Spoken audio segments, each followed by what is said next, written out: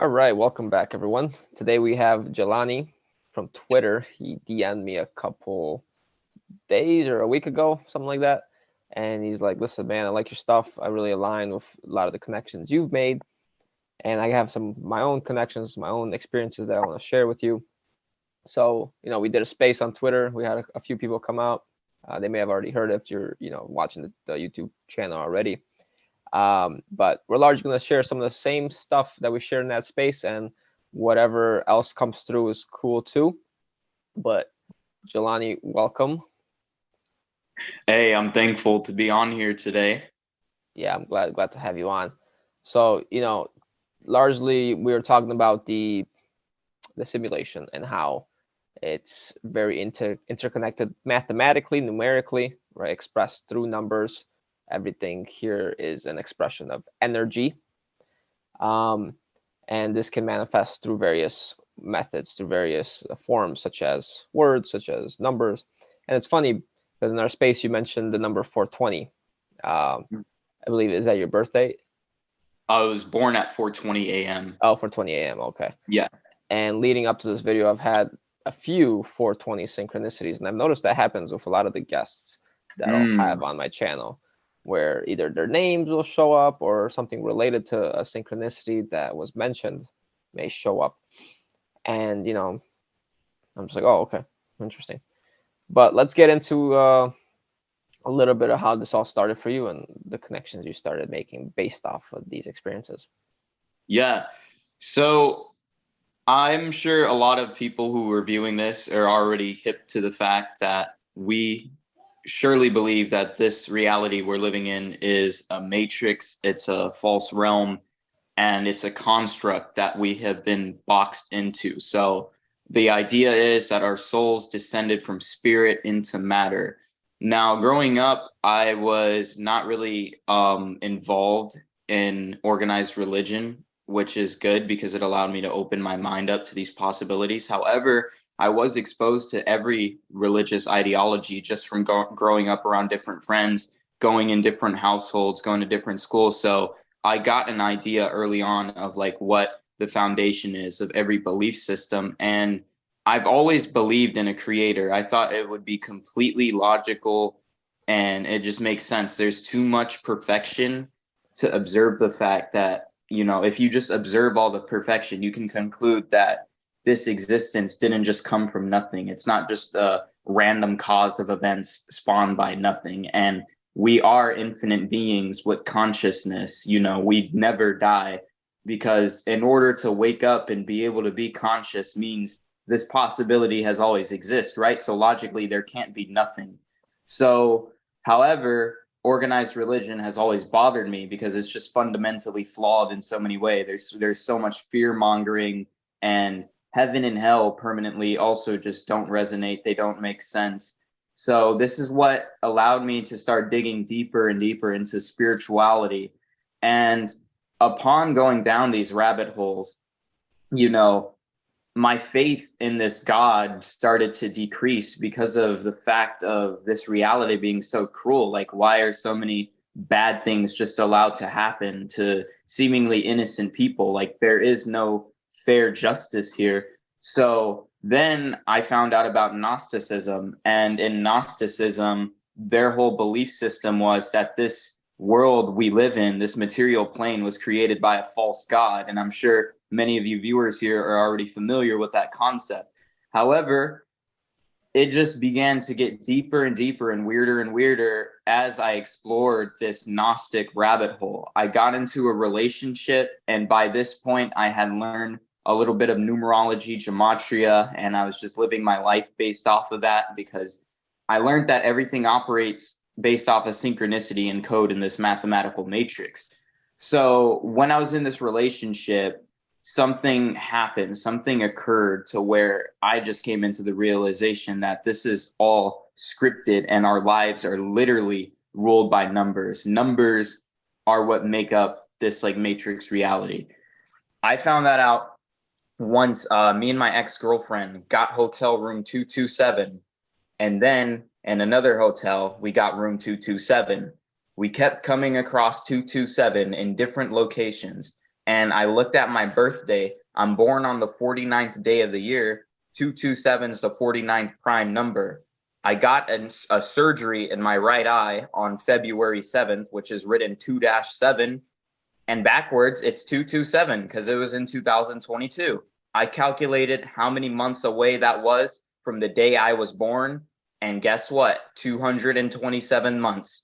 Then I go into alphanumerics, which is a cipher-based system where letters are encoded into numbers. So A is 1, B is 2, C is 3 in the simple English cipher, and many, many terms that are relative to my personal experiences, guess what? Equal 227. So this was enough for me to conclude that this reality is absolutely scripted by the numbers. Time is an illusion, and we're existing inside a construct, and it is without a doubt a matrix. So all of my suspicions growing up early on were true, that this is a false realm. And now Sylvia and I are trying to figure out how we can transcend this construct, because obviously we don't want to be in this rigged system. Exactly. Yeah, lots of great points mentioned. Jelani, not to mention, is also a fellow Life Path 7, and it's really ironic the way the Matrix creates these Life Path 7s, because it makes us very focused on questioning, focused on philosophy, on deeper thinking, and on logical thinking to make these connections, to see patterns. And ironically, now we're using that against the Matrix to try and figure out Yep. a way to transcend it. But it's interesting. We actually share a lot of similar connections in terms of experiences. For example, your ex relationship led you to realize that this reality is scripted, and the same thing happened to me. I was deeply in kind of this new age idea of being a good being, raising your vibration, things like that, until I hit this wall and I realized, oh wait, this whole relationship was scripted, and it's reflected in astrology and in numerology. And what the heck was the purpose of that? I've been lied to essentially by these entities. So getting into this aspect, the number 227, you said it's tied to your birthday, right? Yep. 420 is tied to, or it's your name or your experience in your life. 420 is tied to your birthday, to your birth time. Yep. Do And these go ahead? divided by 7 is 3.14. So you have pi, and that just represents the string of infinity. Right. Yeah. We're in this infinite loop. Yeah. I had an interesting connection regarding pi. Pi, like the piano, the piano. Pi in Chaldean is equal to 3.145. Satan in Chaldean is also 3145, because it's equal to 14 total. So what do these numbers mean for you? When you see this number, what do you get? Any sort of feeling? Do you get any sort of message, any sort of representation from it? So when most people experience synchronicity, they normally take it as them being aligned. It's a good message. It's an angel number. And, I used to be there too when I witnessed synchronicities, but now it's just like, this is a reminder that I'm in a scripted reality, and I'm synced up to an algorithm. I'm synced up to a collective mind. It's like a motherboard. Like, you just turn your head, you look at the clock instinctively, and it's a certain number, and you're just like, oh shit, we're robots. So when people talk about AI, artificial intelligence, cyborgs, all of these things, these aren't anything new. There's nothing new under the sun, as that Hebrew saying goes. We're already hooked into these cyborg genetically modified bodies. I believe the human body is a giant experiment of a higher being, these higher fractals, the archons, some call them, the demiurge, Lucifer. There's many names, but it's clear that whatever advanced beings that are in the dimension above are utilizing human beings as genetic experiments on this slave planet. Oh yeah, that's a great connection. Have you noticed how similar everyone looks to each other? I was just talking about this. I made a joke that, oh, we must have been recreated from Adam and Eve, all of us, because we all look so similar. Yeah. But have you noticed the templates and how everyone just templates? Yeah. The archetypes, right? They're archetypes from. I think it could be potentially from the astrological, first of all, gods, right? The 12 Mhm. tribes of Judah, the 12 signs, and then leading up all the way till the demiurge, which is basically in Gnosticism, I believe, it is said that the demiurge told its angels, first created a set of angels to worship it, and then told it to make everything in the likeness of their image, which Yeah. were in the likeness of its image, right? Right. So do you think this is a creator god, false creator god, or second creator god? Do you think it's a form of AI? I almost think it's like a mechanical interface. Yeah, I think it's an ancient artificial intelligence that could have became sentient because when you look at ourselves, right, we basically move like AI. We're programmed to do certain things. We're programmed to look at the clock at certain times.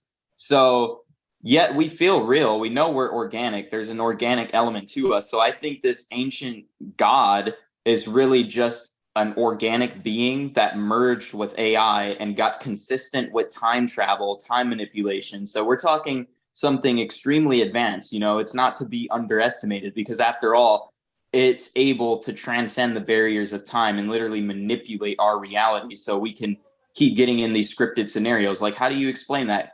Setting up a room number ahead of time without us having any control over it. These beings are extremely powerful, and it makes total sense why they're worshipped as gods all around the world. Yeah, exactly. These are No, godlike powers. the same thing happened to me with the rune number, but for example, the number for me was 33 at the time. I was seeing 33 and 13 a lot in unison. I feel they're very interrelated. Um, do you think these numbers are tying to specific entities at all? As in, for example, we talked about on the space 434 uh, is tied to the machine elves. And if anyone has checked out the 434 channel on YouTube, you may have experienced that synchronicity then showing up for you in your life, kind of as a Mm. reminder to their message, let's say, um, which wasn't a full, in my opinion, revealing of the truth, a full explanation of the truth, simply what they wanted you to hear. But do you think that that ties into any sort of entity, these numbers or these synchronicities? Oh, absolutely. These numbers all carry specific energies. I'm sure they're tied to specific entities. They're even tied to certain planetary energies. And these planets represent deities as well when you Oh look yeah, into ancient astrology. So, yeah, absolutely. And then since this dualistic simulation operates in a hot and cold nature, you'll have good numbers and you'll have bad numbers. And this is why understanding numerology is so key because once you learn how to operate under the code, you can avoid certain situations because there are definitely days that you don't want to go out, you don't want to be doing too much because that date numerology may add up to something that is negative in your code. And if you don't know your code, you wouldn't know any better. So this is ultimately why raising your awareness, raising your consciousness, and truly decoding yourself is key in maneuvering in this scripted reality. and you recommend people learn basically astrology, numerology, and how Yep. would you recommend that they tie it to themselves, though? I'd recommend decoding yourself on Gematrinator. So you get on there, there's all the ciphers, and you just want to start off with English. You're going to type in your full name. You're going to see what your full name equates to. And then you're going to look at the matches, and then you're going to find a bunch of things that resonate with that. And that's the basic way to start off. And then eventually you can get to decoding your planetary nodes, your astrology. You can start decoding your name and see where the numbers fall into the string of pi. You can start using the tarot.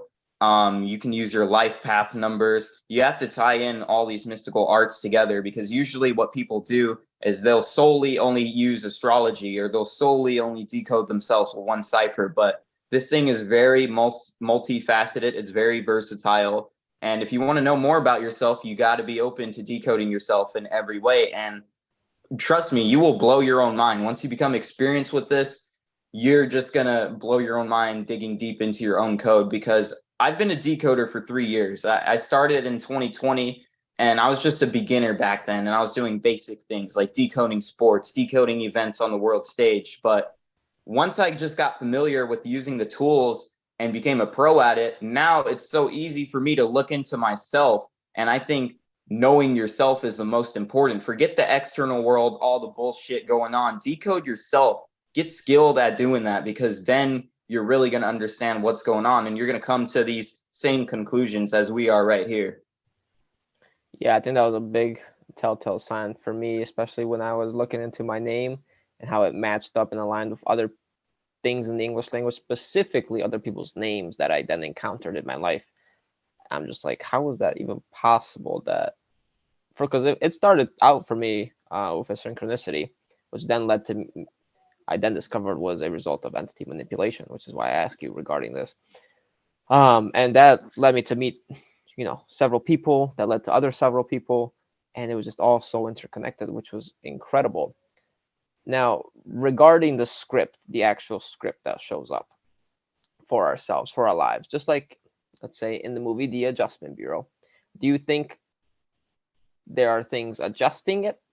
And do you think we can do the adjusting as well? So that's a good question. This is like the biggest question I'll usually get from people once they start discovering that we're tied Right. to a scripted reality. They'll be like, can we transcend our own destiny? And this is something that me and my ex-girlfriend were trying to figure out. Like, how do we transcend the code? And I would say I do not know the answer to that question yet, because it seems like it's something very advanced to do. I think it's possible, but I just don't think we're at the point of evolution in our own consciousness to where we can get to that level, because we got to remember these entities are literally time dilating. This is time manipulation. So they're existing in a higher dimensional state. We're on the lower 3D plane. We're within the construct. We're inside the box. So it's almost like if you want to change your own script in some way, you'd have to go outside the box and be at the level of these god tier entities to do that, you know? Yeah. What about the idea of a higher self that is, let's say, outside this box? So that's the interesting part. That's where I have some optimism. I do believe there's higher fractals of ourselves in these Mm-hmm. higher dimensions, operating at higher levels of awareness. And if we can connect to, the highest version of ourselves, we may be able to do that. We may be able to deviate from this program, Yeah. but it seems like there's something preventative from allowing us to Oh, definitely. connect. And that's what we call the matrix. We call that responsibilities, taxes, bullshit that comes up in your life. They throw a lot at you, so you're not in that state where you can just meditate and simply rise your consciousness. They're poisoning us with food, our water's contaminated. And I remember being a kid and people saying, well, what if the chemtrails they spray us with is what's holding us back from seeing the simulation? And that might just be true. What if there's a layer of poison that's being put on us so we can't see through the veil, so we can't connect to our higher selves outside of this construct? I believe so. And I think that's why trying to deviate and get as much freedom as possible and becoming as healthy as we can physically and mentally is how we can, furthermore figure out how we escape this prison. Yeah, I've noticed that specifically, they won't do it at the beginning of the day. It's like it's not as important, but definitely towards the end of the day and late afternoon, that the sun will be all chemically sprayed, and then you'll have the other side of the sky perfectly clear and blue, but Yep. everything around the sun is just tampered with. um, And out here in California, the weather manipulation is so obvious because, it'll be sunny for 30 minutes, not a single cloud in the sky, just pure sunlight. And then give it about an hour, and the entire clouds are covering the whole sky, like right. dark clouds. And it's just like, no, there's no way that many clouds could fill up our sky that quickly. They're being pumped up into the environment by these big ass machines. No, yeah, fully agree. Yep. Um, yeah, and regarding going back to the numbers, they are definitely tied to the planets. If you study numerology or astrology, each number has a tie to the planets, including the sun, which, according to Gnosticism, these planets are basically the seven traditional planets are the seven archons Yep. that were created for the management of this reality, at least for the management of this matrix. So, I mean, from what I've seen, from what I've reasoned, the only way really to detach from the script, or to transcend the script, is to detach from anything pushing you, right? I've noticed that, especially when I do my readings, you'll see, hey, this energy is coming in now. This energy will be coming in later. These are the energies of your chart that you're working with. They're influencing you. And if you let yourself be influenced, if you let yourself be programmed, that will only lead you down the script more so. It will only fulfill that storyline. And like you said, there's good and bad in this world. There's positivity that can result out of it, that can be used to your advantage, at least not necessarily positivity. So if we can use the script to our advantage, just like we're using the 7 energy to our advantage to precipitate our learning, to precipitate our awareness, then in a sense, it's like we're taking our sovereignty back, right? Yeah. Yeah, we're becoming more aware. Yeah, any other experiences that you have that you want to share regarding synchronicities in your life? Yeah. So regarding 420, the time I was born, this is what I'd suggest everyone should do. If you all have birth certificates, check the time you were born, because that's very important. You're going to want to see in the cipher what terms equate to that same number you were born. And when you look at that, your mind's going to be blown. It's right in front of you. Look at your social security number, look at your phone number, decode the numbers in these things. You're going to blow your own mind, because we're literally tied to these numbers and our roles, our personas. We're just acting. This is a stage play. This is a ritual. This is a sacrifice game. This is a climb up the Masonic staircase. We're talking about how we're utilizing our life path numbers to become enlightened. This is basically like an ascent as adepts in the mystery schools. There's nothing new under the sun. This is just a new ritual, a new game. That's why they call it a simulation. It's a video game world. You're ranking up through these levels. And maybe just maybe, these gods that control the game are just earlier ancestral humans who have dominated to the point where they got to that state. And I think part of getting out is leveling up, leveling up to the point where you just become a demigod and you're able to go to other dimensions. And I think that's what the elite are really trying to do as well, but they're still kind of far behind, because there's certain layers that they don't even understand, and that's why they haven't reached godhood. They're still humans trying to play God, but they haven't gone through the actual dimensional ascent, to get to that state. But that leads me to this question. I want to ask you, What do you think is outside of this construct? Do you think true pure love exists and nothing is really rigged? Because things are highly rigged down here, and that can only logically mean there has to be an equalizer. There has to be a realm where there is more fairness, not like a perfect realm, because people will misunderstand that. They'll be like, oh, well, we need imperfection because that's what allows us to develop. I agree. But this realm is so highly flawed and imperfect that literally, like, babies die here. Like, come on now. This has got to be a level of hell. And I think ascending is absolutely key, because this realm is incredibly unfair. It's not just imperfect. It's fucked.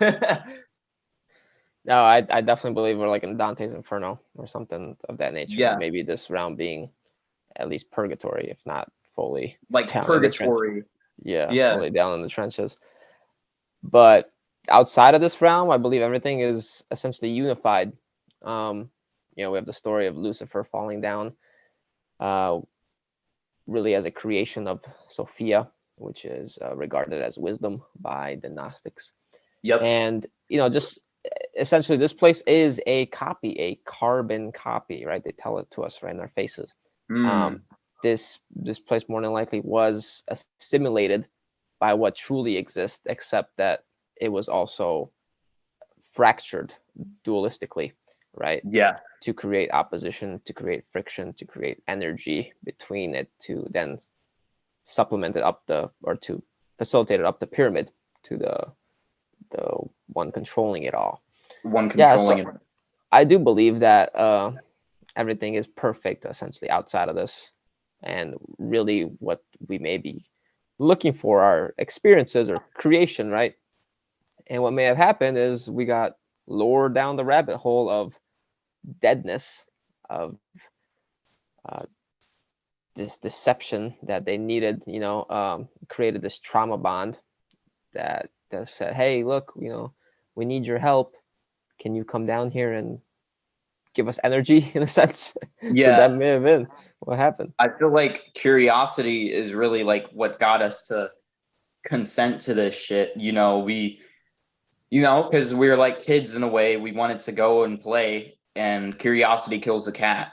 Cats have Yeah. 9 lives. 9 is tied to a lot of things with the 42 for me as well. So it's interesting. And then also cat body equals 420 in Sumerian. Cat head equals 42. 9 equals 42. And what is a demiurge? It's basically a big cat. It's a lion.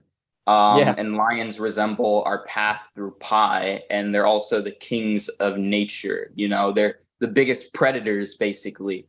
So we're like we have an apex predator above us, and we're like hybrids of that apex predator. We're in the belly of the beast, and that's why we eat, sleep, fuck, and shit because we're beast essentially, and we have to rise back to our higher selves in that state of perfection. And that's where I think true unconditional love is. Maybe sex isn't perverted in higher dimensions, because clearly we wanted to understand what sex was. I think that's a big reason why we descended here. Sex is six. You're born from sex, and you're buried 6 feet under the grave when you die, and then you reincarnate through sex again. So there's an Oh, element to that for sure. this whole place is a giant sex joke, apparently. Yeah, 6 is sex, which is hex. 6 is Venus in numerology. And then 666 represents the beast, which is base consciousness. Um, but yeah, it's essentially what also lures us down here. It's that eros, that magnetic attraction that we potentially also call gravity, that's keeping us down here and lured us in. But it's that false love, right? It's that uh, desire that we feel, not just towards people, but towards everything that is present here. We have yeah. desires, right?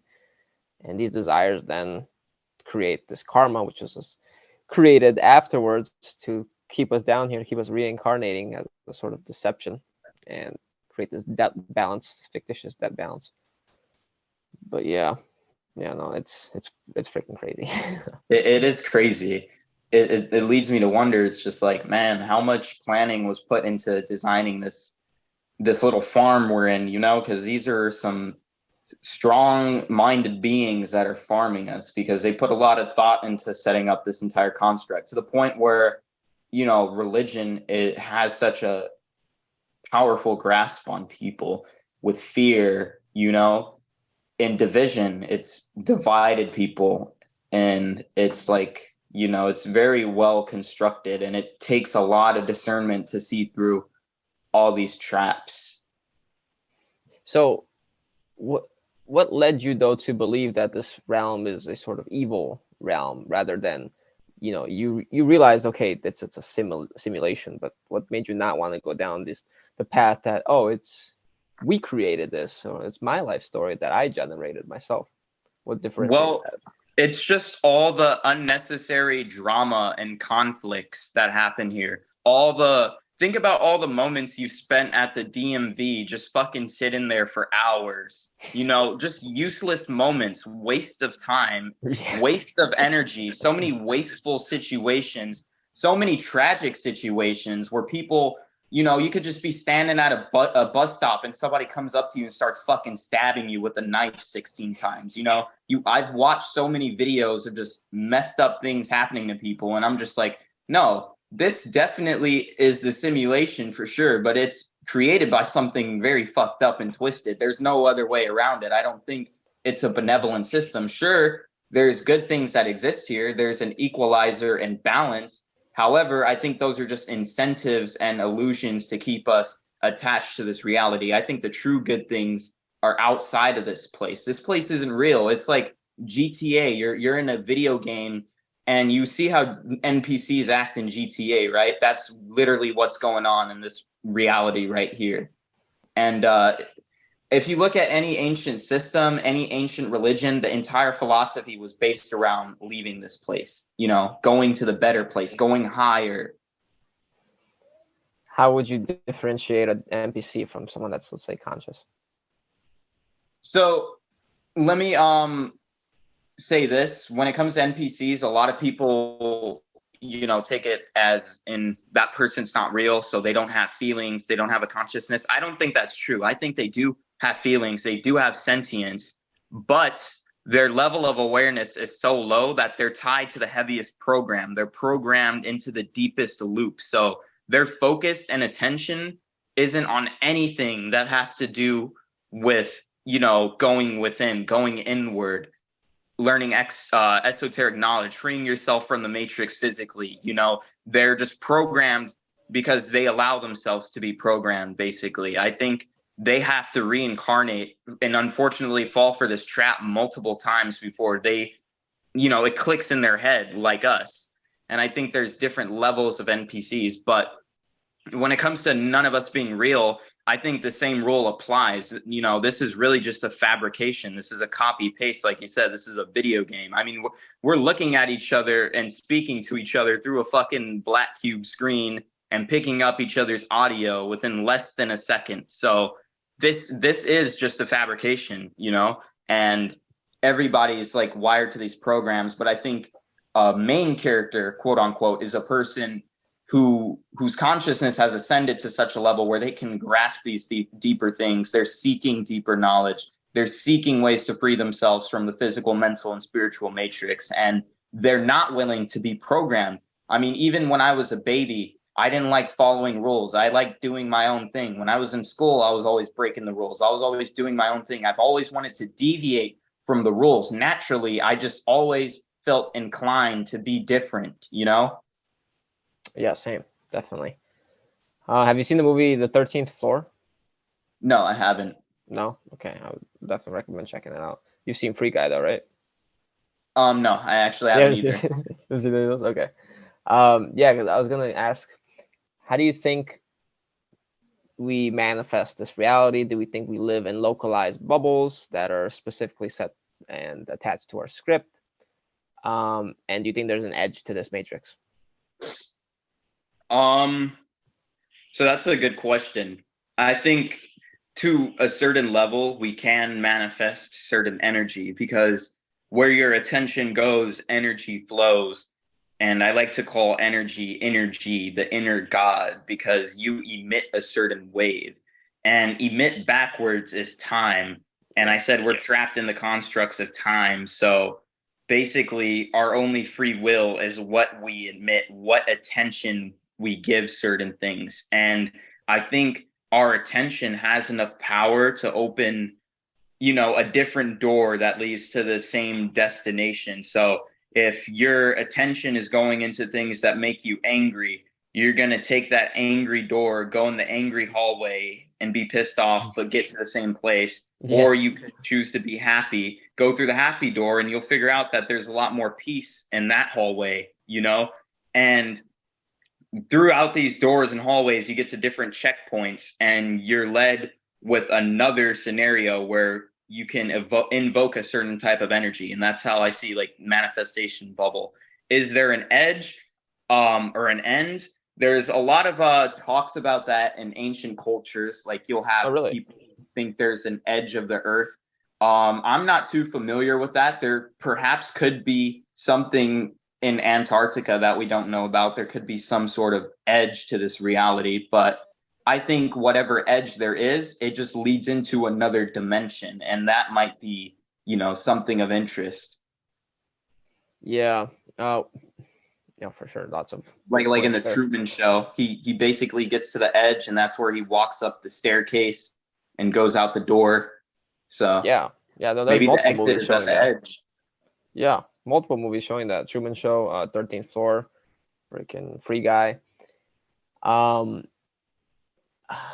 but what I was going to ask is the idea of what do you say about the idea of quantum realities of parallel lives?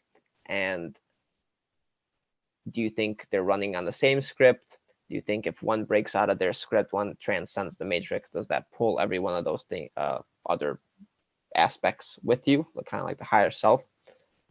Hmm. So the multiverse is another interesting one because, if this reality is scripted, I think most people who would look at it from a quantum mechanics state of view, they would be like, okay, well, what if there's a multiverse and you can just step into a different script? And that may have some validity to it, because I've read a couple of stories on the subreddit called Glitch in the Matrix, where people will get into scenarios where it seems like there is a multiverse and there's like alternate versions of themselves. And then there's a Reddit sub about shifting, and it's kind of similar to astral projection, but it's where you focus your intent on shifting to a different reality, a different you. And these people claim to be living in alternate universes. And then I've also read a few salvia experiences. There's this one in particular where this guy lived an alternate life for like 8 years, I think, which is, pretty crazy. Really? Yeah. You got anything to share about that experience? I didn't, well, I just read the story a long time ago. It is on Reddit, but Okay, that is that something, sounds interesting. yeah, it's interesting for sure. Yeah, because we see that idea promoted also throughout many of these movies where people, either shift dimensions or they meet other versions of themselves that they can tap into and learn various talents. I remember when I was first getting into New Age, I was like, okay, I need to basically tap into this higher knowledge or tap into specific skill sets, and like, oh, well, just try and focus on this other version of you that may have already done that. And then we get on the idea of time, right? Everything is happening simultaneously. So basically all your past lives are happening right now, all your future lives are happening right now. You can tap into either of those. Hmm.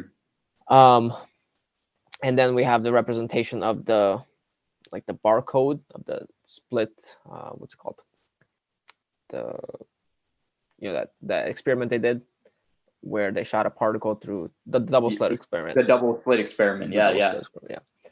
Yeah, and that shows up basically as a barcode of potentiality, which essentially is like the movie that's being projected, I think. um, Hmm. so you could, what's separated in the barcode is either the black or the white lines, right? The black and Hmm. white, the ones and zeros. And to go from the one to the one, you got to get through the zero. And then, the 101 is seen as a portal, or the number 11. We have the 1111 also seen as a portal. Hmm. Um, Dang, I forgot my question again. I was going to say something. It's interesting because about the 0 and 1, that is representative to duality and non-duality to me. Yeah. So the Yeah. 0 represents the loop, the Ouroboros, time, infinity, everything going in circles, all of our lives happening at once. And the 1 represents unified consciousness, no duality, everything is whole.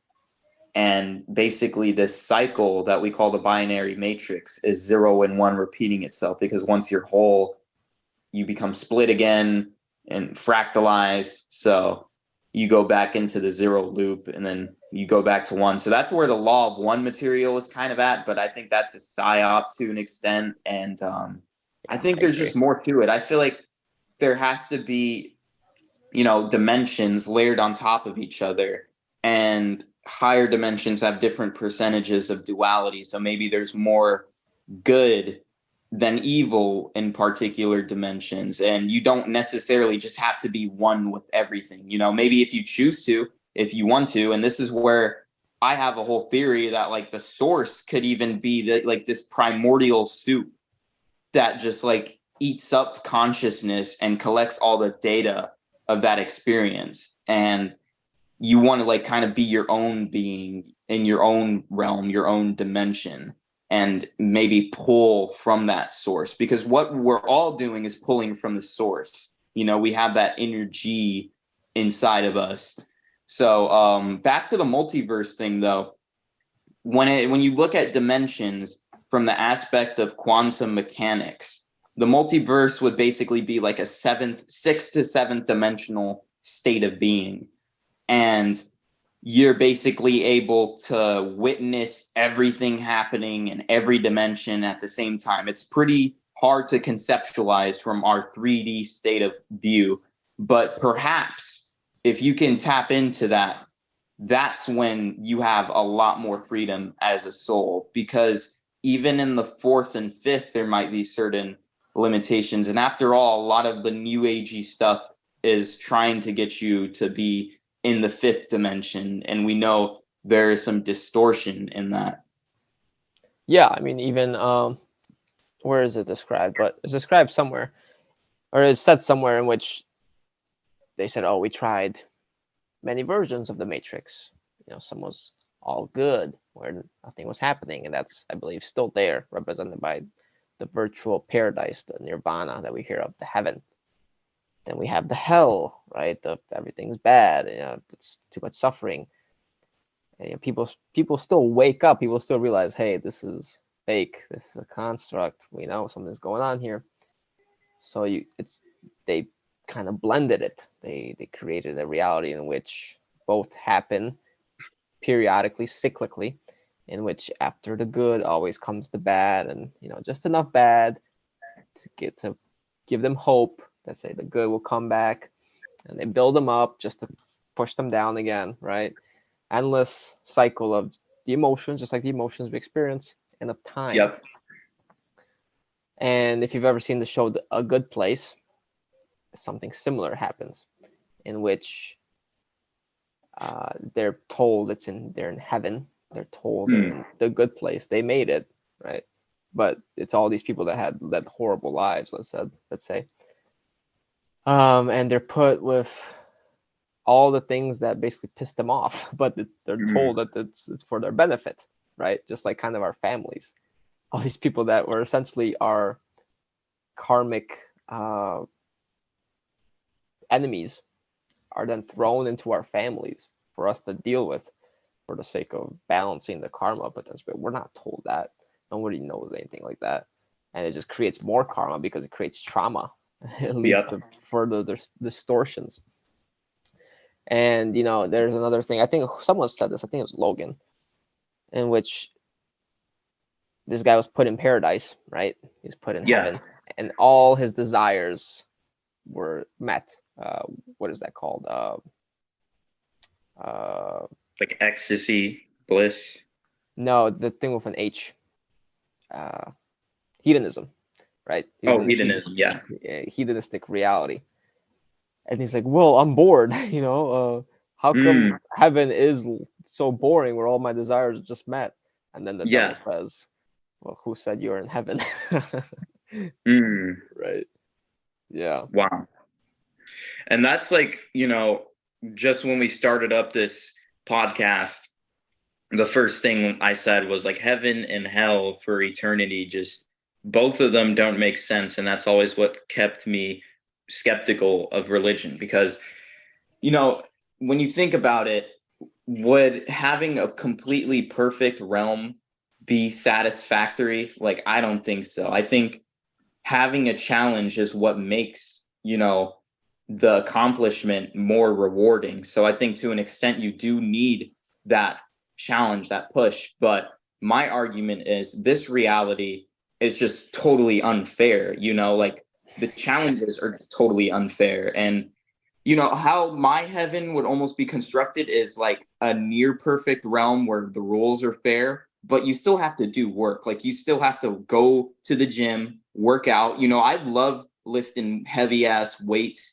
I feel like that's a worthy challenge, and you get a worthy reward afterwards, which is consistent growth of your physical vessel. That's a good example of a fair challenge with a fair reward. And it's not just like, because imagine you didn't have to work out to have like a perfect body. It wouldn't be rewarding. It wouldn't be any satisfaction in that.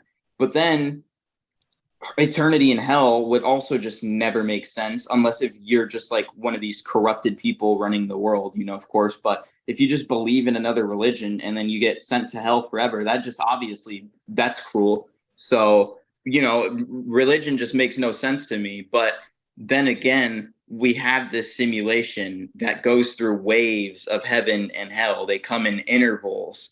And my whole thing is, well, what if we transcend, we go to a place that has a higher interval of good, so we don't have to be, drained by this constant evil, this constant suffering, constant something being wrong that needs to be fixed, constant wasteful moments of just sitting there, I understand that. No, and that's what I've always wrestled with as well, this concept of the challenge, the concept of the catalyst, what really pushed me to, become what I am. And that, that really requires a lot of contemplation, because I still believe that in the true realms, it's all about being childlike. It's all about seeking creativity, right? Or seeking experiences. The child doesn't say, oh, well, why don't you kind of beat me over the head a little bit so I can get a challenge so I can feel like I'm being pushed.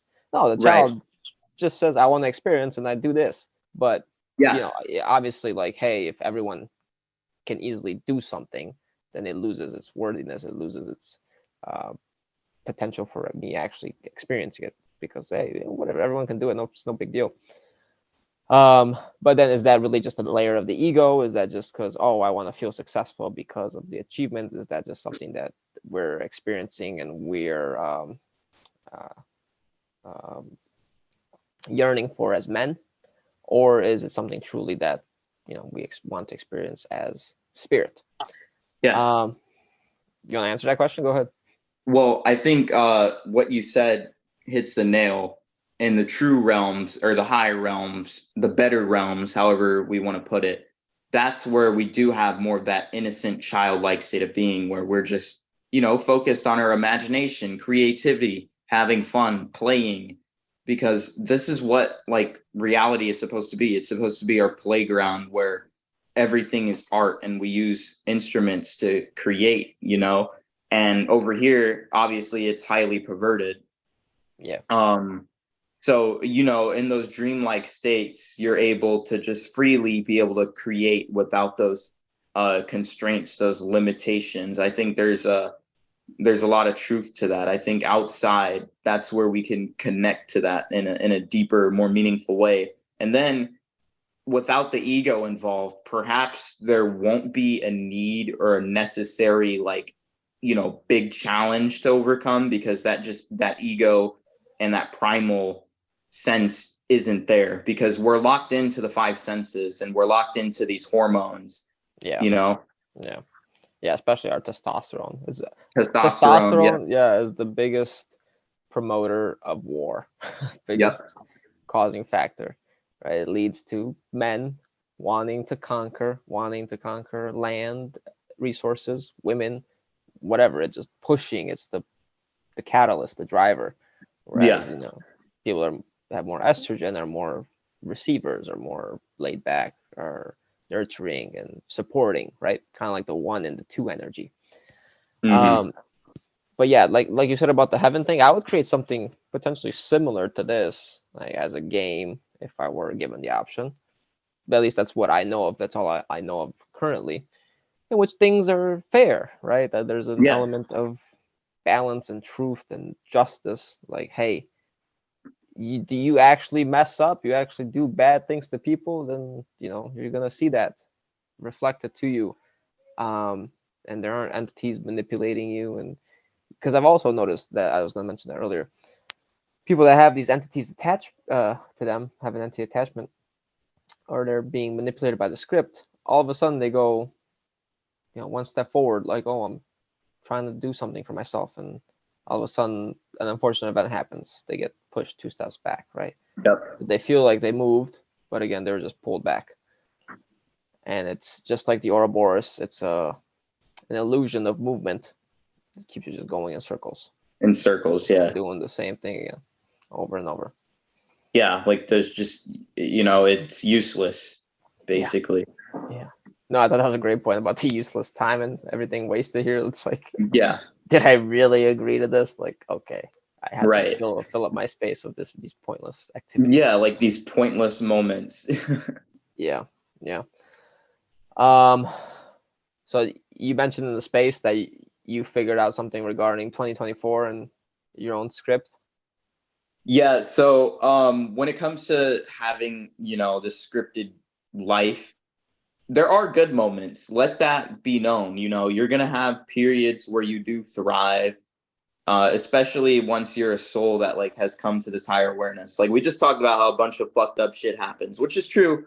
But since we're in this cycle of perpetual reincarnation and returning, we will have lifetimes where, there's moments where we thrive. And when you dig into your own code, you'll know that this reality moves in intervals. So you'll have certain years where you're just not going to be doing much, and then you're going to have certain years where you do a lot. And during those years, that's where you want to cherish the present moment the most.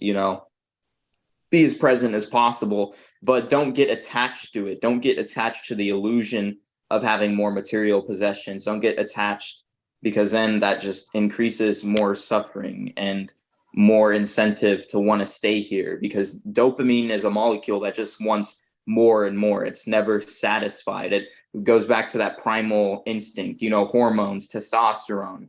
So Yeah. you almost want to like be balanced with mind, body, and spirit. So yeah, 2024 has that 420 in it, and I was born at 420, and I just believe with a lot of the things I want to do, my creativity will have more opportunities, because the blockchain, NFTs, a lot of that stuff I think will pick up again in 2024, and we have an election, and I think the new puppet will probably rescue the economy, because right now the economic situation is really bad. I think the false prophet who is going to be seated in this next election is going to be the one who, quickly fixes the economy, but quickly brings us into the digital age as well, which is, the blockchain. So we're going to have to learn how to thrive and utilize that version of the Matrix, because the Matrix is basically going through a patch right now. It's getting the end times patch, the end times update,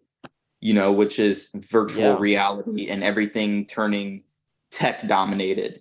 And when people say we're moving into the next golden age or the Aquarian age of information, that's the age of technology, because technology is information. That's where you can basically access all the data you'd want to in the world. So I think it will build more opportunities for people to have more material wealth and more possessions. But if you're not careful, you'll just lock yourself into another construct,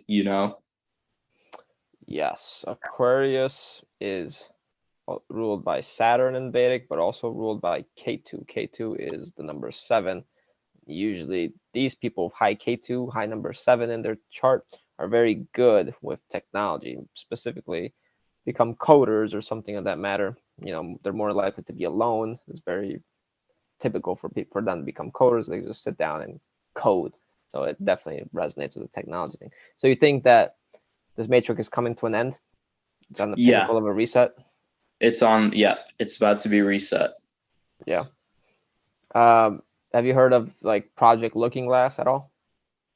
I have heard of it. It does sound familiar, but I haven't looked into it much. So there's information on that the elites, the secret societies have been using it basically to adapt to the future outcomes, to the script that is being set right in stone, or has been set in stone, like a movie tape recorder or whatever, cassette. And they can basically see these timelines, these potential timelines, and basically these timelines are like an onion. They're like branching off from a single point, right? All these potentials, all these, let's say, even infinite possibilities, all these decisions we can make as individuals, as a race, as a society. But then they start curving and collapsing on top of each other, kind of like the universe, right? Even if we imagine the universe, it's created from a state of matter and antimatter. It's dualistic, right? So if it all started from a single big bang point and it expanded outwards, it starts to look a bit like the Ouroboros, right? We have the antimatter and the matter, boom, expanding outwards. So similar to this cyclical time, starting from one point to then converge back to the center, that's what they've actually seen. is that all of these timelines now begin to collapse into a single point that potentially is that reset. What do you think The about that? reset. That would, make sense. That's actually very interesting. Reality is stranger than fiction, the way it operates. Yeah. And if you study some of Archaic's research, he says, 2040 or 2042 or whatever is basically the Phoenix event. The Phoenix, We have, yeah. So I haven't watched like too much of his content, but I am familiar with him, and I know his whole thing is time chronology. I have such a hard time pronouncing that, and tracking the Phoenix event. But yeah, that's just really interesting. I wonder how that's gonna go, and where I'm gonna be in the 2040s for an extent, because it's just like, and even in the 2020s, it's so uncertain. It's like, what's gonna happen? Am I gonna make it? Am I gonna make it to the reset or not? And if not, I'd be glad to, escape the cycle of reincarnation. But if I'm still here, I wonder what point we're going to be at in evolution, just, being in these bodies. yeah. And, now that I think about it, if we all have scripts, it would make sense for this matrix to have a script in of itself. I think.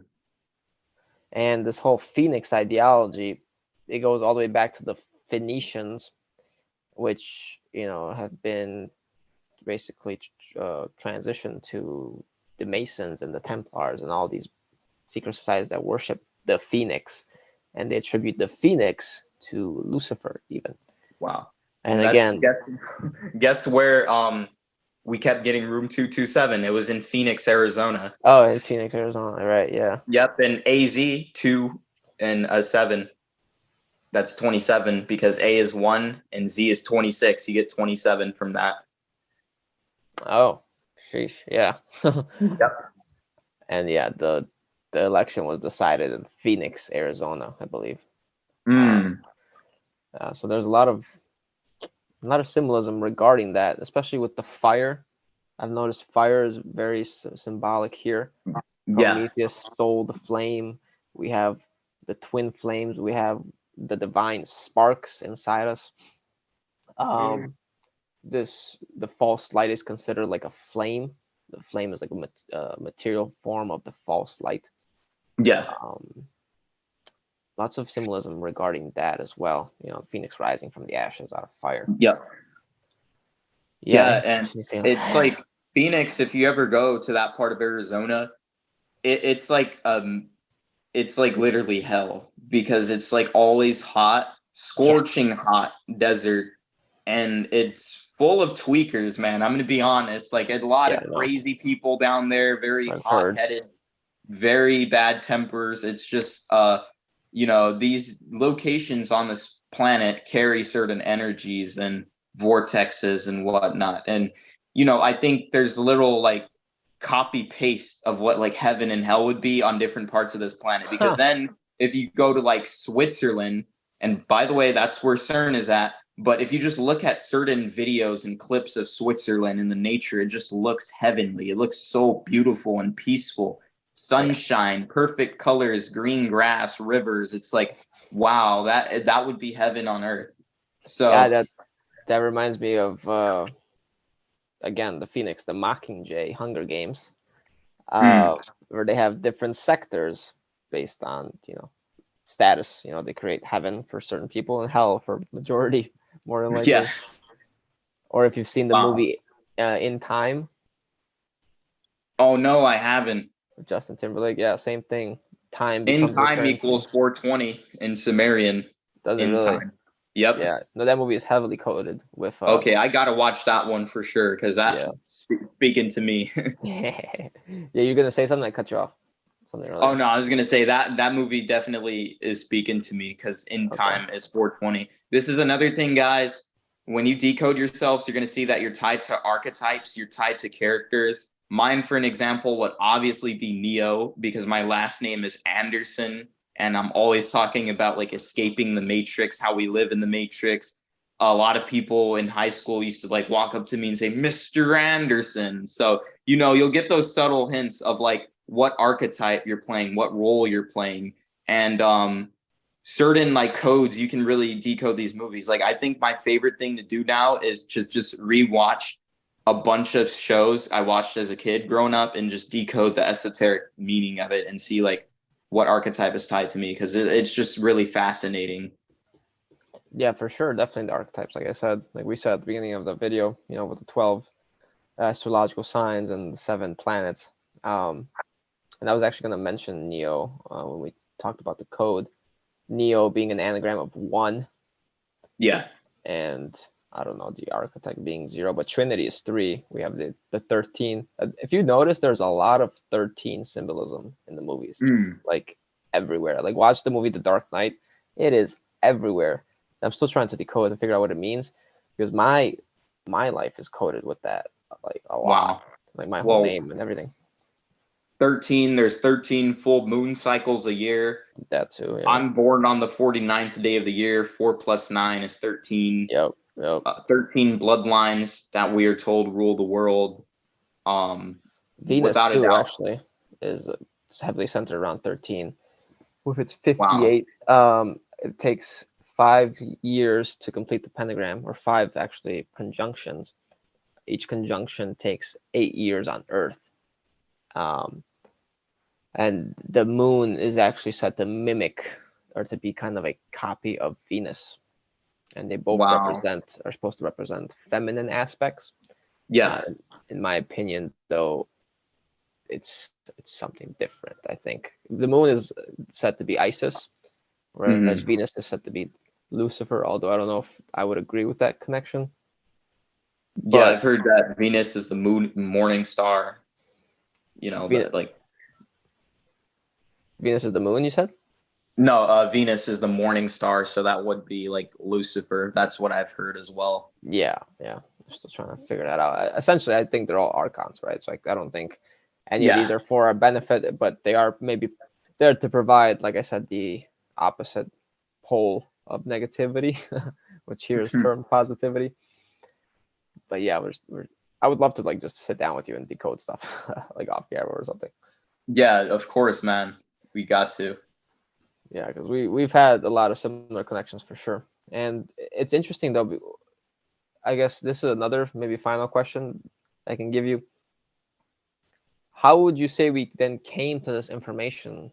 Did we script this, or did we at some point manage to transcend the script by coming into this information? Because what I've noticed specifically this year, a lot of people started coming into Matrix terminology.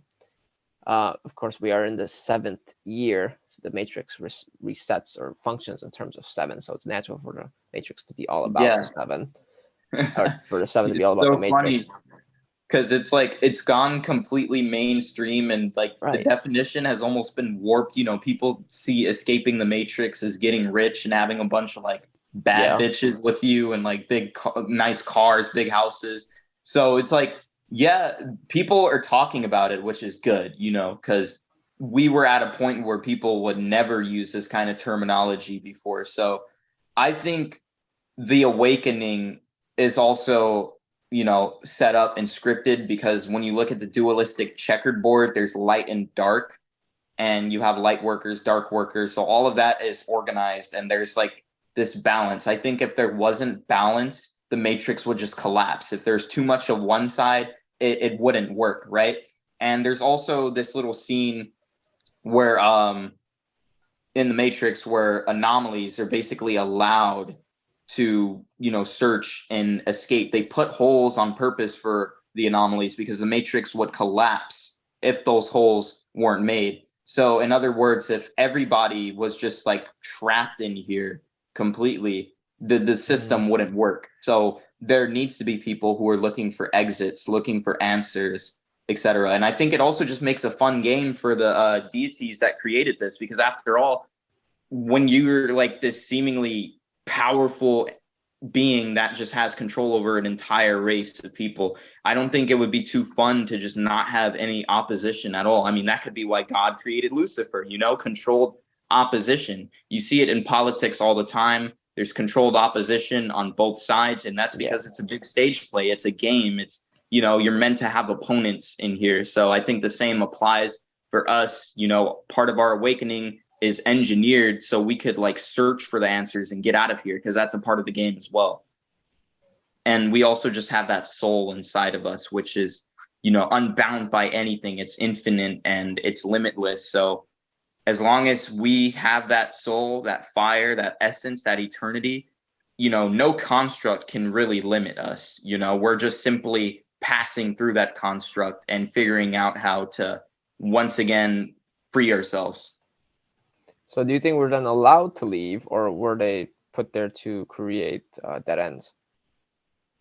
I think we're allowed. I think we're allowed to leave. I think there's a lot of riddles, but we definitely are being allowed to leave, because I think if they really wanted to, they could set up any sort of trap, just because they're on a higher state than us. It's either that they're allowing it, and that Matrix analogy is true. They're poking the holes for the exits on purpose for the anomalies to get out, or we really are like powerful beings in these bodies that just simply can't be constrained for too long. One way or another, we're eventually going to find out, and maybe it just takes a lot of times of getting trapped and getting fucked over to, put two and two together.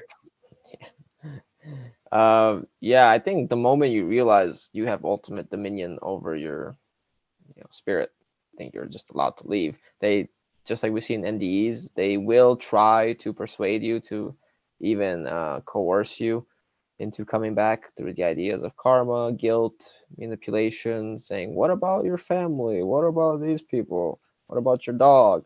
Go back. Yep. What about your lessons? You're not smart enough. You haven't grown enough. You're not spiritual enough. Right? And that can remember, work. in the space, we did talk about how everything is about discernment, like how we learned that you can't even trust people here. So what makes you think you could trust other entities, other beings? Oh yeah. Everything is about discernment, and discerning through lies, discerning through the lies of the government, politics, all the agendas, all of that stuff. And it just gets to a spiritual level too. You have to see through the deception of these entities, and once you see through the deception, you're able to free yourselves and be independent. You're not under anyone's wing. You're not under anyone's control. You don't have to submit to anyone, because you are it. You are infinite. Yeah, for sure. And it's kind of like, once you realize the tap water's fluoridated or whatever, then you're like, Yep. okay, well, I'm not gonna drink that water anymore. I'm making a conscious, aware choice to choose something different now. And so people need to realize that there's many layers of this matrix in forms of matrices that people need to be aware of. And you never really know the whole truth. It's really hard to say that you got the whole picture in this realm. Yeah. Well, everything is just so distorted. It is. Well, I hope people, enjoy this conversation, take something from it, and remember, you have everything that it takes to become independent. And that's what we're all working towards, becoming free beings, being free. Yeah, for sure. Thank you, Jelani, so much for coming on, sharing some of your insights, some of your experiences, of course, man, to help people assimilate their own path and gain more wisdom from this video, hopefully. So if you guys enjoyed the video, please give it a like. Let us know below what you thought. Leave a comment. Subscribe for more similar content, and I'll see you guys next time. Jelani, take care, brother. All right. See you next time. Bye-bye.